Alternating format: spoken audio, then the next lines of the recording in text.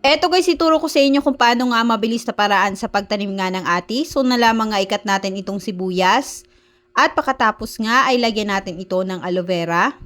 At pakatapos nga natin dito malagyan ng aloe vera, ay haluin lamang nga natin ito dito ng mabuti. Ayan, at pakatapos nga natin itong mahalo, ay ilagay na nga natin siya dito sa lupa. At pakatapos nga ay lagyan natin ito ng itlog at saka natin ilagay itong atis.